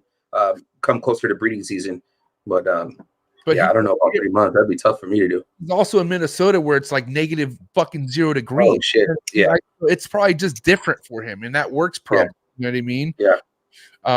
So either way, like that's what I'm saying. There's so many different avenues you can take that work. So many different type of people. Yeah. But I feel like you should just stick to what works for you at the end of the day. So D's balls and exotics in the comments wrote nothing worse than a mouser that won't grow. Do you know what train feeding is? Train feeding? Yeah. Like getting them started, like how to like get So if your snake will only eat mice, like how to size it up when they're only eating mice. So there's a trick, and I forgot who showed it to me many, many years ago. But what you essentially do is you offer them that mouse, right? And then you also get another frozen thawed meal that's not too big. It's not what you would feed it if it only took that. So, for instance, if your snake's eating big enough to eat like a medium rat, say, you would want to get a frozen thawed, like small, like weaned rat, or like a small rat. And while the snake is eating that live prey, that live mouse, before it finishes eating it, you shove that frozen thawed into its mouth, and it'll keep eating like a train. That's I don't know if you've ever heard of that method. I think I have. I think I have. I just looked the other way aggressively, and I was like, "That's weird." I don't know. Sometimes they like know what you're doing, and they're like, "Oh hell no." Yeah. But sometimes you can. Here, you're gonna take a double deucer. But that's a way if you only feed, if it'll only take mice, and you don't want to go buy like freaking 5 to 8 mice to feed it. But that's a way to do it too. Yeah, because I mean, at the end of the day, man, like some snakes just like shit that move quick, like things that wrap and it has fur, and a rat, pink is fucking just a little warm red piece of shit, that doesn't move. So, I can totally see, because that's with chondros too, bro. Chondros, bro, they're fucking really hard to get established sometimes because they don't want pinky, and you have to like assist feed them for a while until they're big enough to take a hopper, something with fur. Yeah. That's why ASFs are fucking money sometimes. You know what I mean? But we can't have ASFs here. And I had like 6 colonies before I found out they were illegal, and I'm like, well, what do I do? Oh shit. It was a trip. But dude, I never had. Oh man, those ASFs, bro, they're like crack, bro. I'm telling you, they love it because they're born with already fur on their backs. Yeah, you know what I mean, so it's like a mouse on steroids. Hey, you see a Juggernaut's comment? Oh, is he here? Yeah. Bro, no way, dog. Yo, I gave you a shout out earlier, Juggernaut. I don't know if you were here early in the live stream, but I was hyping it up, man. I was showing my respects to Juggernaut, one of the OGs. I was essentially saying that I find myself more like you nowadays, where I'm not so much putting out the videos, but I'm on Facebook and I'm letting the animals do all the talking for me. So, because I've been on a little YouTube hiatus, and I know you have too, but I know you've you've got some stuff that's going on with you in the background, man. I wish you nothing but the best. Yeah, So, we're all praying for the homie, bro. Yeah, man. That's but that. You want to talk about OG? That's one of the OGs, bro. He's such a beast. He's somebody, like I said, somebody I would never forget. Like how I was talking, we were talking about you earlier. Like, he's one of those fucking pioneer, like one of those pillared fucking people who've been doing this thing for a minute, never missed a beat, stays true to his shit. You know what I mean? Yeah. But he's also like, bro, he has nothing but heat. Like this motherfucker, like he's been starving Instagram for a long time, bro, and now he has it. So I'm glad you're doing it now, Elijah. But bro, so what drew me to him was like, I was like, oh damn, dude, we got a dude in the hood over here freaking with some snakes just like me. That's what's up. And I was like, oh damn, this dude got some big snakes over here. And then it was just intriguing, man. And then he would do like live. Everyone used to do live feeding videos, bro, before people really got their panties in a bunch over it. And so it was dope seeing him like feed his animals, his big snakes. And you know, the name says it all, Juggernaut, man. He's always had them juggernauts in his place. I remember when he was in that first little room, he had a few little racks. And I've seen him grow big too. If you guys aren't following Juggernaut, you guys are slipping on the slacking. Slipping on your slacking, man. Especially if you're not following him now, because he's just now starting to post shit, and you got to go with him right now. It's the homie Elijah. And bro, I'm telling you right now, bro, like, his shit is so fire. He's one of the reasons why I would always fucking stay with Facebook, because like I had to if I wanted to see what the fuck Elijah had. You know what I mean? Yeah. Thank God. Dude, if he had a good camera crew, that dude would be like killing it on YouTube. Like he would have hundreds of thousands of followers because he's got a good following as it is. Yeah, he does. He does. Like I'm talking about a strong, legit Facebook following, like a thick one, bro. And but like I'm saying, bro, I mean, look, he's putting shit out right now on his Instagram. That shit's gonna. I'm telling you, bro, his diversity with what he keeps and the quality he produces is gonna bring so much attention by itself. And I think, you know, at the end of the day, he just wants something backed up, you know, and he wants to be able to, he's being smart about it. You know what I mean? He wants to be another platform other than Facebook, because who knows what Facebook, bro? Facebook's like fucking sketch, bro. Like, dude, you know what's good right now, believe it or not, is people need to start doing TikTok, man. It's one of the fastest growing platforms. It's another. It is, dude. I know it's another platform, but it's one of the easiest ways to get yourself noticed, because of the raw algorithms on it.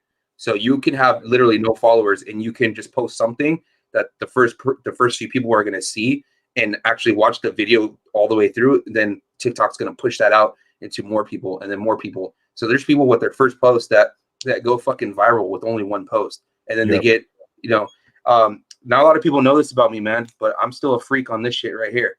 Pokemon? Oh, you must be blowing up right now.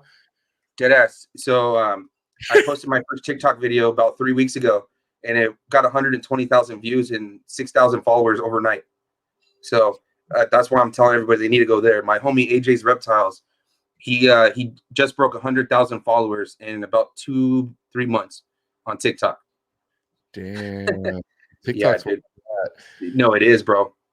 It is. I mean, bro, I've been, dude, there's been somebody telling me on it, dude, because you see, you know, little kids doing dance videos, or, you know, I didn't realize that it was much bigger than just that. You know, it's like kind of not having YouTube. You just got to have it. Like it's something that just puts you out more. And honestly, like that, I should have it, even though all those fucking dancing videos really do aggravate me. But you just gotta scroll past them and like other shit, and then it'll stop showing. It's algorithm based, dude. There are TikToks that are comedy, though. I'm not gonna lie. There's some funny but I mean, I did start one. I haven't pushed it that hard. So I got a baby following, only 40 followers. Well, somebody just followed. 40 more than I got. Yeah. That's sick, though. I mean, that's like, hey, listen, at the end of the day, like, you know, posting could be annoying. Uploading could be annoying, but if it's about what we do, like, you know what I mean? So, it's a chore, man. It is, but you gotta grind, man.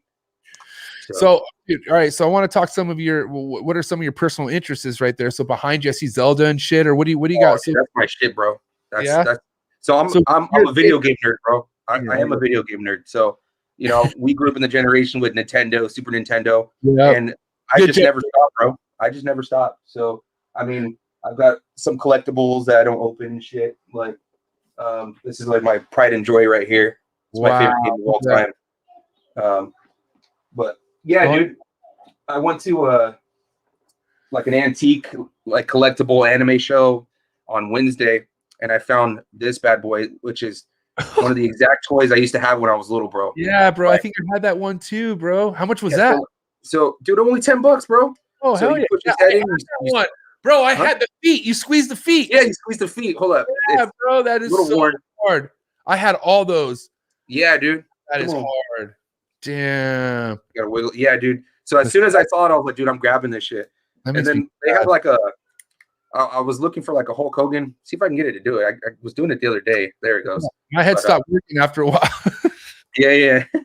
But yeah, dude, I saw that and I was like, dude, I gotta grab that. But yeah, video games. I mean, I play Call of Duty, all that shit. I play Warzone with the homies. I play with Austin. I play with AJ. Most nights of the week. It's it's a lot of fun. And then I do the whole Pokemon thing. I got back into it about 5 years ago. Dude, Pokemon on Game Boy, bro. I had to hide it from my homies, but bro, I fucking played that. I would steal my sister's Game Boy, my little sister's Game Boy, and she'd free me because she'd be wanting to play, and I'd be like, "Fuck that." Yeah. Dude, kids were thieves back in the day on Pokemon, man. They would jack your shit, bro. Dude, I caught somebody trying to steal my cards once. They tried to set me up, bro. These two these older kids came because they knew I liked Pokemon. They knew I had some dope cards, but they came to my house one time, and one of the dudes is like, "Hey, look at this card," and he was trying to push me into my door, and I had my cards on the floor outside, and then I saw the dude slide one of my holographics out, and I fucking pushed that dude out of the way. I was like, "Dude, what the fuck, dude?" And, and I was like, "Mom."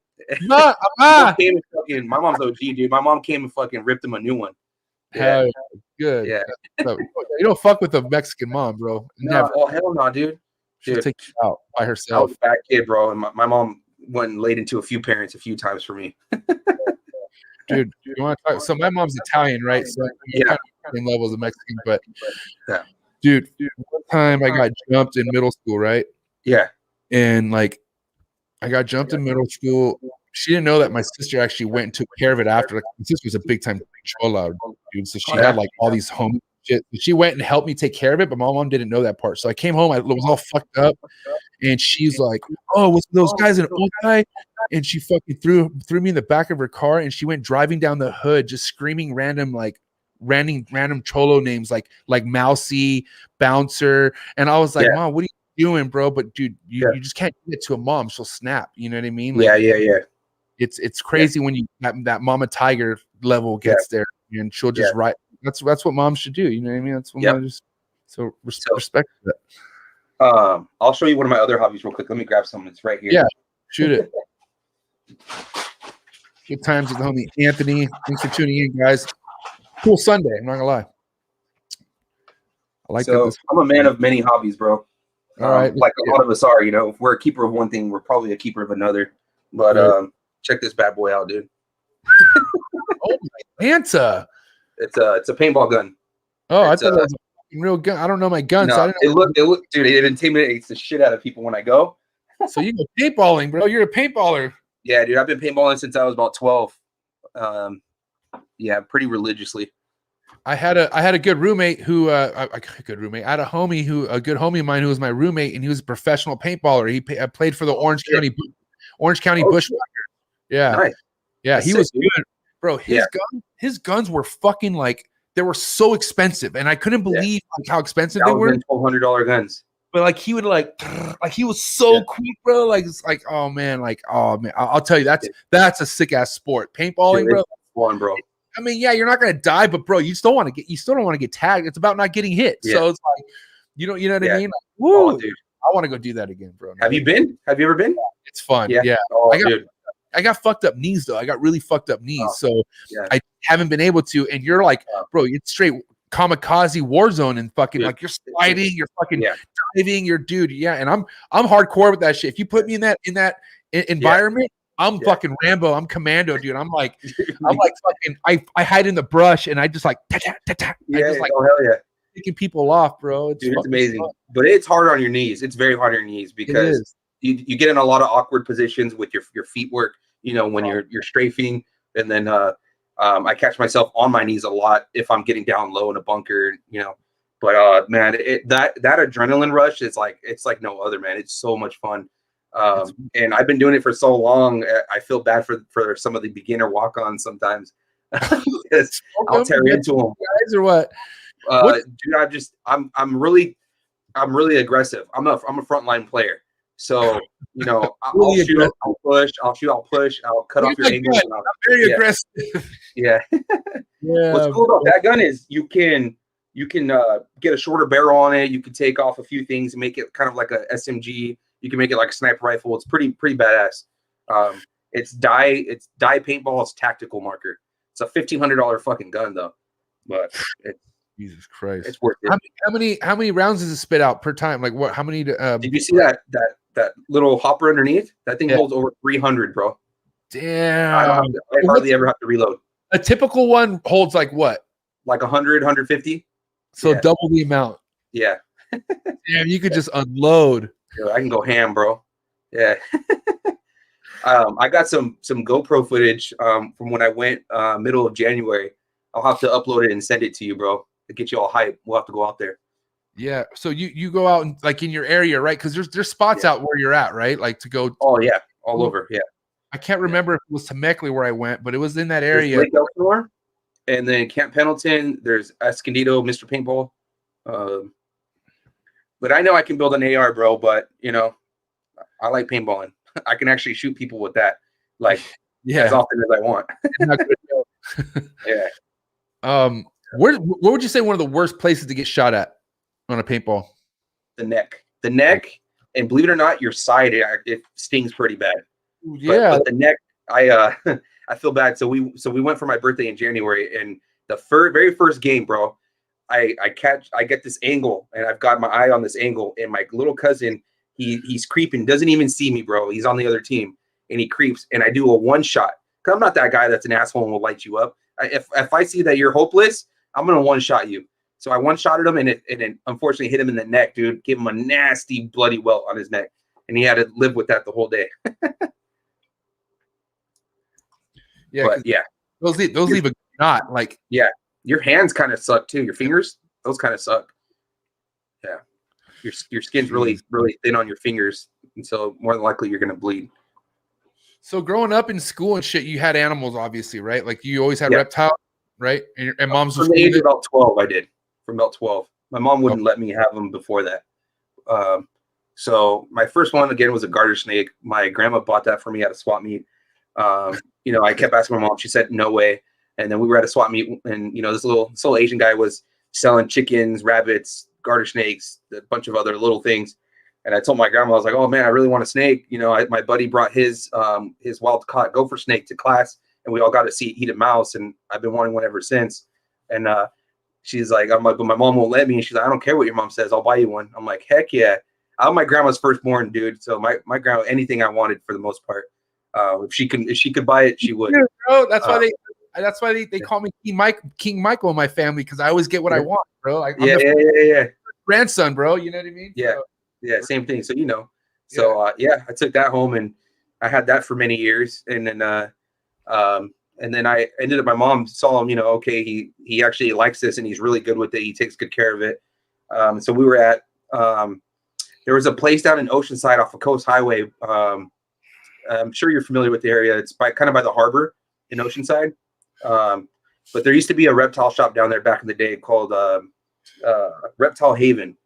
And I used to go there for some feeders and stuff. And I saw a ball python. I was like, "Mom, I want this ball python." And dude, we paid $80 for my first ball python. It was a little normal. And I was hooked on ball pythons ever since.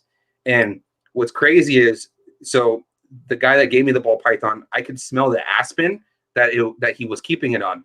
And that smell of aspen, when I smell it now, it gives me the biggest nostalgia ever, because I can still remember the way that snake smelled coming off that aspen. That's what cocoa chips are to me. That bedding, but it wasn't. Now I use Freedom Breeder cocoa bedding. Yeah, dude, I have had luck with cocoa bedding, man. Me too. For some reason, I get mites every time I use it, bro. Oh my god, we can't talk about this. Yeah. Okay. Talk to the sponsor. Yeah. Fuck it. Let's be honest. This is trap talk. I don't give a fuck. It is what it is. Yeah. I 110% believe what the fuck you just said, because I had this argument with X. I can't say his name because I went to go visit his facility. He was he had paper on everything at one point. I came and he had fucking trash cans full of fucking cocoa, broke down cocoa fucking husk. And I'm like, what are you doing? He's like, I'm putting everything on cocoa husk. I'm like, damn, bro. I was like, I want to do that so bad, but every time I do that, I always get fucking mites somehow. Okay, like I don't know what it is.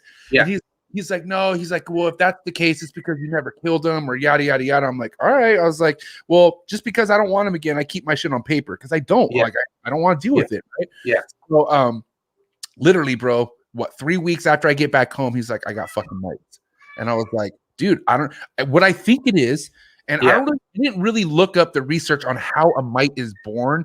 But what I think I think it's the shit that's not picked up.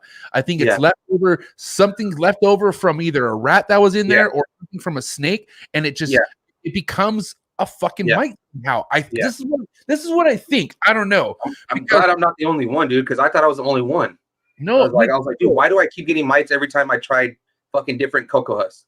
I'm telling you, bro. And you know what? And I'm gonna honestly be 100% honest right now. I've never used Reptile, and I've never used Freedom Breeder. Haven't used Freedom Breeder, even though he was supposed to give me blocks. I never got it. But I've never used Freedom Breeder, right? What brands have I used? I think I've used one at a hydroponic store. Yeah. And I've also used ones from other places, right? Yeah. But I mean, at the end of the day, I've only had issues when going to cocoa husk. I've never, and I'm talking about I'm talking about everybody. Like I'm talking about putting cocoa husk in my whole room. The only things that are on cocoa husk are my hatchlings. Yeah. Hatchlings are on cocoa husk, which just because I was like, I'm not gonna lie, after my buddy put everything back on cocoa husk, I was real confident that I don't have mites no more. So I'm like, I was like, let me slowly put things on cocoa husk until he told me I got mites again. I said, nope, fuck that shit. So right now, just my hatchlings have the cocoa husk. I guess I'm experimenting with them because I haven't gotten any fucking mites from them yet. But I am terrified to put cocoa husk throughout my whole entire. I'll tell you what. Me too. I'll tell you what you don't put cocoa husk. What animal you don't put cocoa husk for is a fucking retic. Don't do that to yourself, bro. Yeah. Because retics, you know how much they piss and shit. Like you know how much they piss with their shit. Yeah. And it goes all over the place, and that fucking that husk absorbs it. So even if you spot clean, there's still fucking piss and urate shit all up in the cocoa husk, and that's where those mites come from. I'm not a scientist. I could be wrong.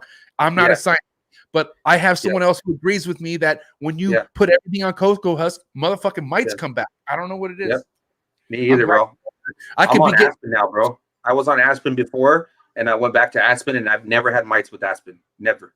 Dude, so... Just a little bit pricier. Actually, I think they average about the same. No, it's because it's $8 for a big bale, right? But, I mean, it depends on what you use. Like $30 for a big 8 cubic foot bag, and I can fill up my entire collection with that bag. And I can spot clean that pretty good. You know who Mark Bailey is, right? Yeah. So we just had Mark Bailey on, and he swears and puts everything on Aspen. That's all he uses. Yeah. He says it helps them kind of track to see where they're like burrowing or like where they're like, it helps them read the animal, right? Yeah. But he also said it's digestible. You know what I mean? Yeah. So I mean, I'm not trying to make this an Aspen bedding promotion. Like shout out to Freedom Breeder. I love those. And cocoa husk could work. There's people out there who don't have any issues with their cocoa husk and they don't get mites at all. But me personally, I've dealt with that shit and it sucks. So that's why I rather not have everything on a cocoa husk. I have, all my babies on cocoa husk, but like I'm not my adults because maybe I think they just shit too big. I don't know what it is. Yeah.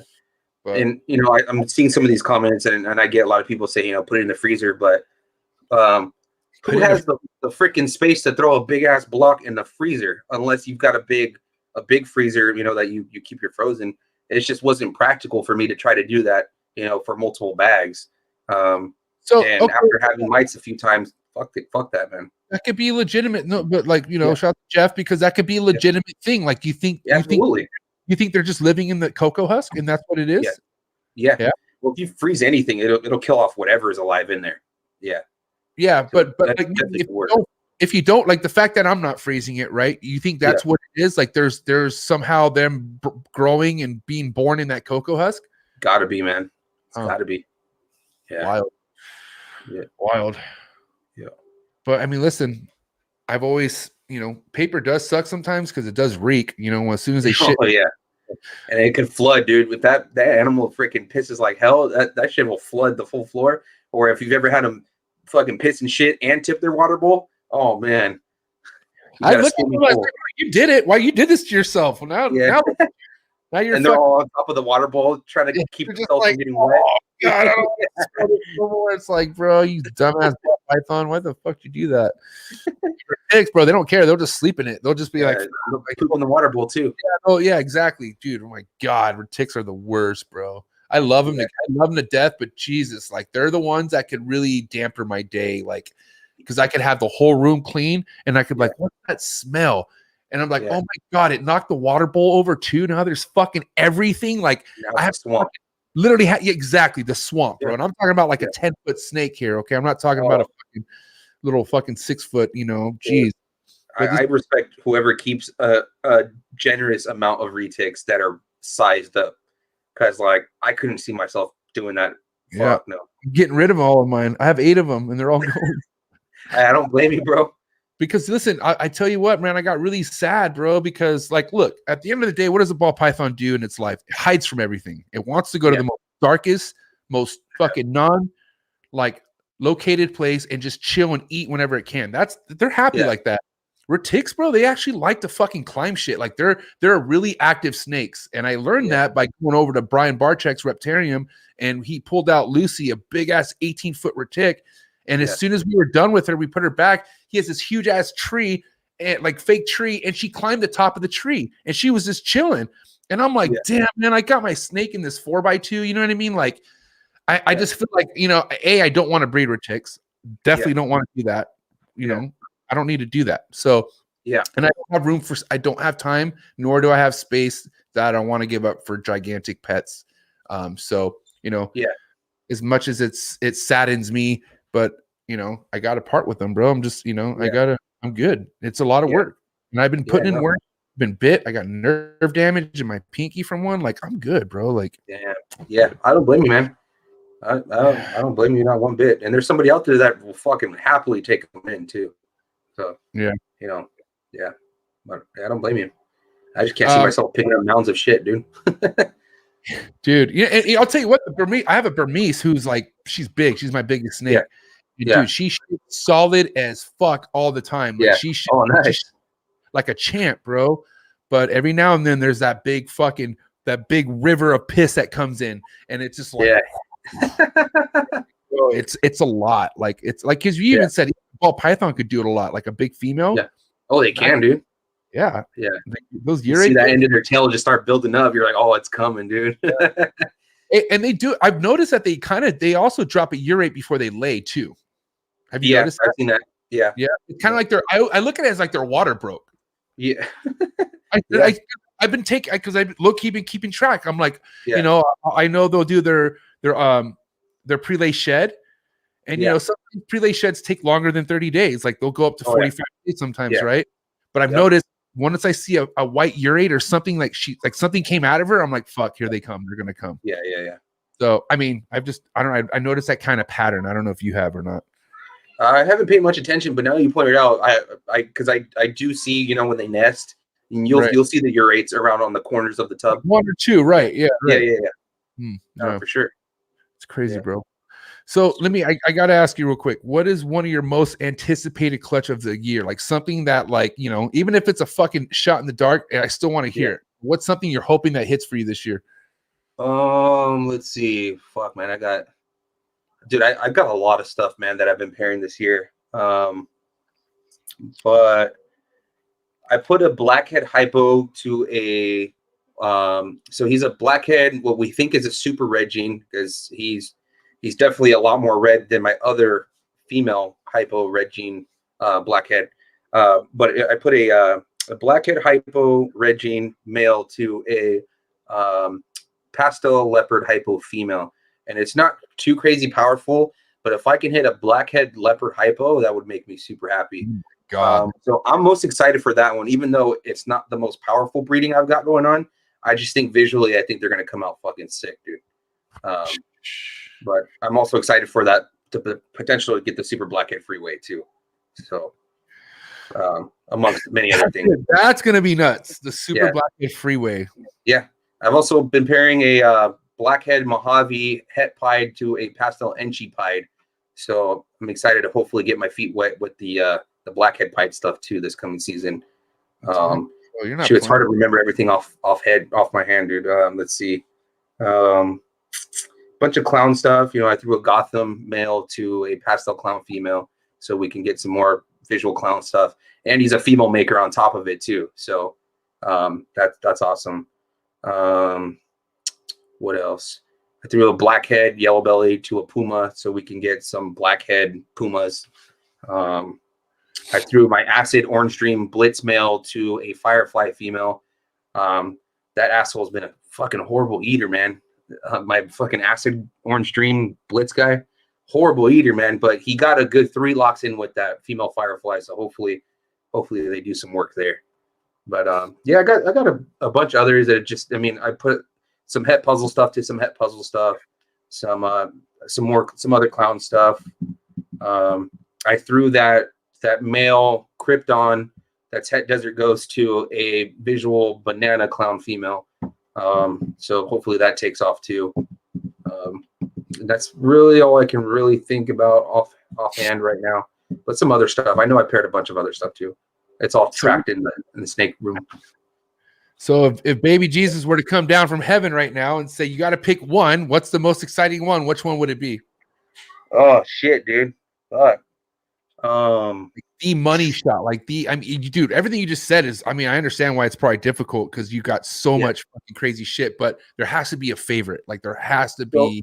So if I could get in a perfect world a blackhead pastel enchi pied, that would make me happy. Either sex, male or female. Damn. I've got 3 pied females that I'm going to throw them to. So the other 2 pieds are just regular pieds, but even just a blackhead pied would make me happy. But if I can hit that triple, oh man, I'll start making videos again. I'm just playing. No, for sure you'll see some videos on that shit. Damn. Yeah. Fuck, bro, that's nuts. So at the end of the day, you're shooting for what, like 20 clutches is what you're looking if to I do? can, man, it's doable. It'll be a late season for sure, just because of the whole food situation. But I got that all sorted out, and I'm stepping up my own rat production. I started breeding rats about 6 months ago, and that's been a saving grace. It's been helping me at least maintain. But I'm gonna start stepping that up a lot more. That way, I can really get these guys fed. Yo, Redwood, Like Redwood your homie, got you, bro. Damn, a little late, Andrew. What's good? I know. I give you a shout out, bro.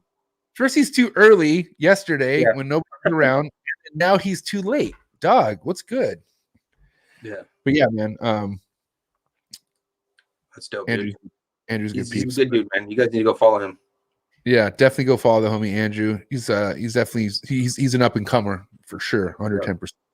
All right, man. I got a wrap up question for you, okay, Anthony? Okay, cool. Because like I said, I respect your tenure in this industry, how long you've been doing this, how long you've been putting your time. Even right now, like you could be vocal as fuck, but you choose not. You definitely choose not to. So for you to come on this show means a lot, because what you have to say, I respect and I want to hear it, man. But probably one of the most important questions I have for you is, the future and longevity of the industry. Where do you see it going? Like, honestly, in your eyes? Yeah. So I know the attention part will never die. I think that part of it's going to grow. That part will never die. There's always going to be, there's going to be people that come and go, but as we populate, the hobby's going to populate. It's just a natural thing. But what's scary is, the stuff that USARK has to do to keep us in the hobby, man. The stuff that they have to battle against, and stuff they've already battled against in the past. It feels like people are, there's always somebody that's trying to take our fun away, our hobby away. Look at what they did to Dr. Seuss, man. Like, so you never know, man. You never know what can happen, bro. But as far as like interest in people like loving and wanting to keep, that'll never die. It's just, it's scary to think that what could happen, you know, because they started with the big snakes before, you know, and what's not to say that they're not going to come after our ball pythons, you know. It's scary. And look it over in, what was it, the UK or whatnot, where they banned the spider gene, you know, from being vended at shows. You know, what gene's going to be next? You know, what's going to be next? What snake? What, you know, what reptile is going to be next? That's the part that's scary. So as far as that goes, I don't know, you know, but as far as us, the community, that's going to continue to grow. That'll never die. Right. What do you think what do you think we could do as a whole? Like, even if you're somebody like yourself who's like, you know, not involved, but you're involved, right? What do you think we could all do better as a whole? What you just put on the screen, man. Donate, man. Right. Yeah. Donate to the people that are actually on the front lines fighting for us to keep these animals. Respect. You know, even if it's $1, man, if everybody in this industry, and there's a shit ton of people in the industry, just donates $1, just imagine how far that would go.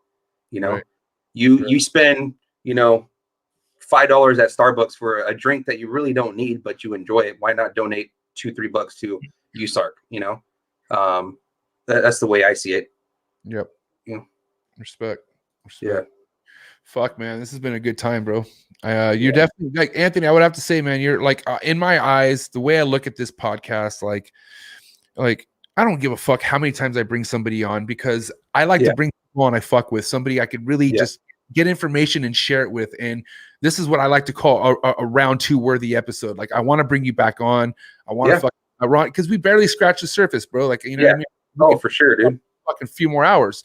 So I appreciate your time. You're amazing, bro. You got so much knowledge. And what's cool is the people who are still in your circle, you take care of. You still fuck with them. You're there to give them advice. And you're almost anyone, man. I'm telling you, go fuck with my man's YouTube channel, because he's still doing shit. He's still doing things, man. So go. Damn, my dog's going nuts.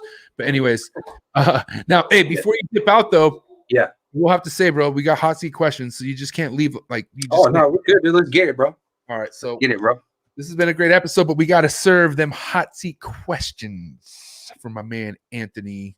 I'm only a little gay, okay? All right.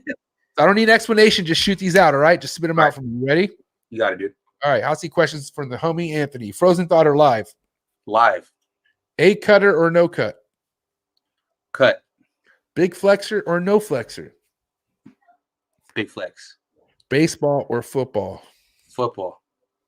Steak or fish? Steak. Okay. PlayStation or Xbox? PlayStation. Dude, heavy. Okay. Eminem or Machine Gun Kelly? Eminem, bro. Okay. West Coast rap or East Coast rap? West Coast. All day. Okay. Little word association. First thing to come to mind. Milk. Cookies.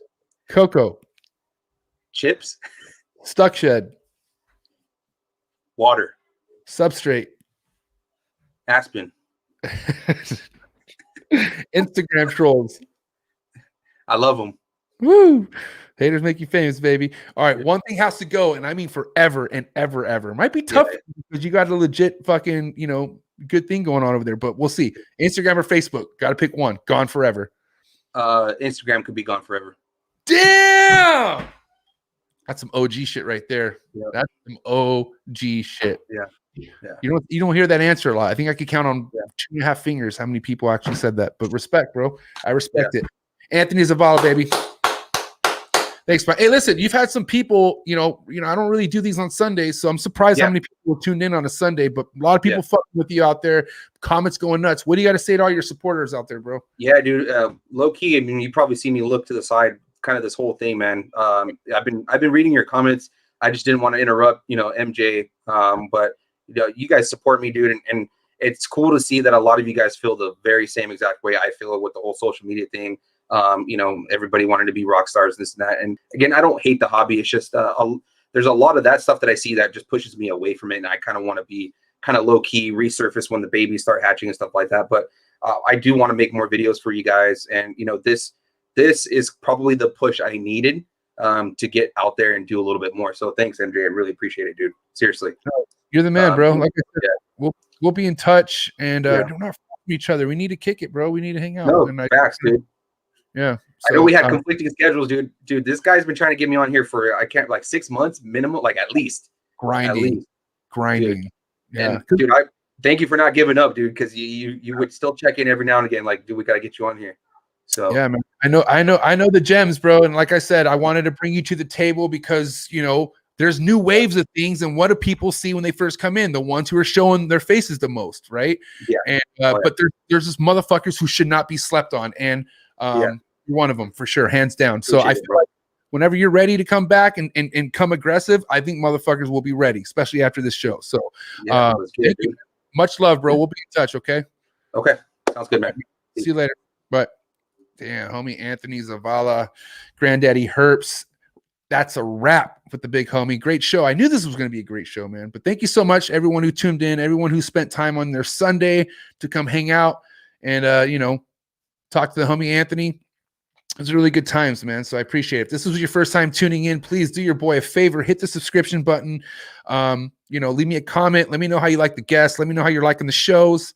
Yeah, hit the like button. Hit the dislike, man. Give me some sort of emotion. Let me know how you're liking it, okay?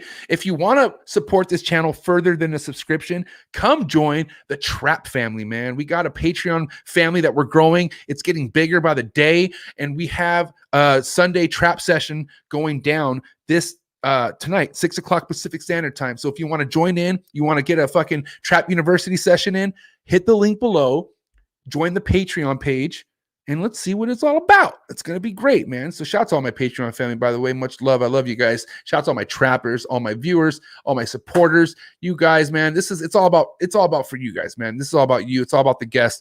This is the shit that needs to be put out, and it's going to continue to get put out every damn week, every Thursday, and every Saturday. Okay, this was a special Sunday for the homie Anthony, but I do these every Thursday, 6 o'clock Pacific Standard Time, Saturday, 9 a.m.